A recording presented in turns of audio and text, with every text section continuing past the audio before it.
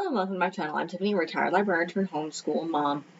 In this video, we're going to look at this cute little book. So this is called Peppe the Lamplighter. This is actually a Connecticut honor book. So this is honoring the artwork. The author is, I'm going to mispronounce this, Elisa Bartone, and the illustrator is Ted Lewin. Sneeze or not to sneeze.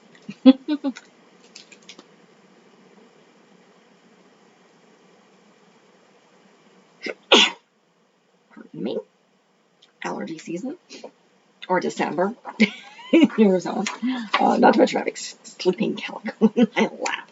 Okay, so back to the book. This is a cute little story. The illustrations are beautiful. So this is about a little boy who lives in Little Italy. So this was before the dawn of electric lights. So he was a lamplighter. His dad was sick, and he had to work to help support his sisters, and his mother had passed away. So he goes around looking for work. He first goes to this looks like the butcher, and he didn't have any work. He goes to the bar saying, I can clean glasses. He's like, maybe when you're older.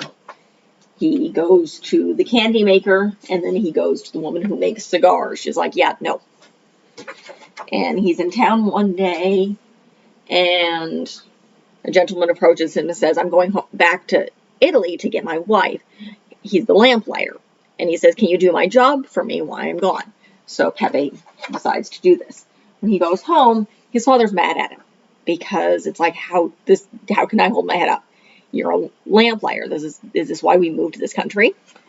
So, but he goes and he lights the lamps, and he says essentially prayers for his family.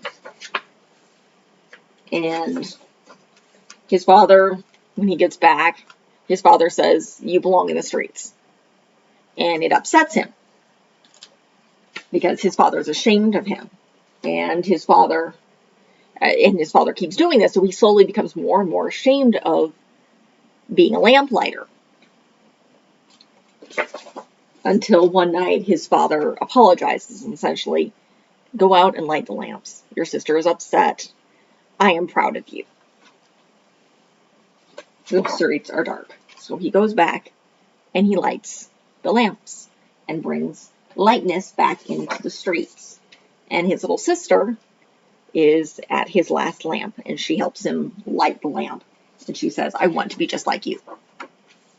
So, and he carries her home because she falls asleep. Beautiful little picture here. Adorable little girl. And when she comes home, the people in the tenement housing, because again, he's very, very poor, clap for him. It's a good job. His father is proud of him. And he goes on lighting the lamps. So this is a cute little story. It's an immigrant story, obviously. And it's a story of hope. But it's also showing that of the poverty. I mean, he's a little boy, and he has to find work to help support his family because his mother's dead, his father's sick, and they need to make money. And I think the sisters are trying to do some work as well, because some of his prayers are for doing piecework, basically sewing things like shirts and other pieces of clothing, and various things, because they live in the crowded tenements. But it's also a story of hope, and his hope, and then of parents, and how they can affect them. First, he's proud of his job. Then his father looks down on him, and he slowly becomes more and more ashamed until his father says, I was wrong, essentially. Go light the lamps. And is proud of his son. So, it's an interesting little story. The illustrations are beautiful. Also, that's why it's a Connecticut honor book. These are given out to the picture books. So, I'm not sure what year it would have been, but the illustrations are absolutely utterly beautiful. And it's a good children's book when you're looking at kind of wanting to do with some introduction to immigration. This is Italian. The Catholic Italians coming over and moving into New York's Little Italy. And just kind of the fact that children did end up having to work. Now, this obviously is a far more positive story than what else you'd find, but still, it's also a parent story and a family story, so it's very, very cute. It's a very beautifully written story.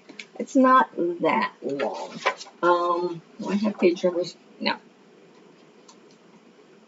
Probably only about 20 pages, so it's not something I would, it could be a bedtime story. It's not something I would read in a story time because it's way too long, far too many words, but it's a great little book. You can also really look at the illustrations. This is, we're not going to give it really that much of an age range on this one. Obviously, it's a picture book. It's in the elementary and young age. Sorry. I have 3-year-old. She's exhausting. And it's like 7 at night. So, and we had a busy day. So, but again, not a very long book, very beautifully done. A very sweet, very heartwarming little story about family. So, highly recommend this little book here. So that's the end of this review. If you like what you see, be sure to like it and just subscribe. I do children's picture books. I do various different theme months, so I'm pretty sure this has to do with some sort of immigration. I have no idea where this is coming from. I have a giant list borrowed from the library. It's like, okay, what do I have to do now? So I'm doing various book series. I believe when you guys see this, the Guardians of Ga'Hoole should be going on. I've done the Princess Diaries this year as well, and then 2 Tamora Pierce quartets. I've done early on. I did her some more of her quartets. If you're fond of this author, I own most of her books. This year I covered The Song of the Lioness and the Immortals Quartet, which are 2 of her first. I previously have covered the entire Circle Magic, Circle Open, and The Will of the Empress. So those were some of my earlier videos. That was one of the first series that I covered, because those are actually my favorite of hers. But again, I also cover books like this. Again, I cover teen books. I've covered other series besides the ones that I have mentioned. I covered the Joseph Delaney's The Last Apprentice series, which is very, very dark middle school horror. Very, very hard to get through. Previously, earlier that year, I covered, what was the title? The Ranger's Apprentice series by John Flanagan, which is more medieval fantasy. You can check those videos out, along with, again, a ton of other stuff. I also cover films and various other media, trying to stick with my themes, which is not always easy, so I do end up covering some YouTube videos of my own. So that's the end of this video. Check out my channel. Check out what I've got. Look forward to a whole bunch more. And leave a positive comment if you have one. Thank you.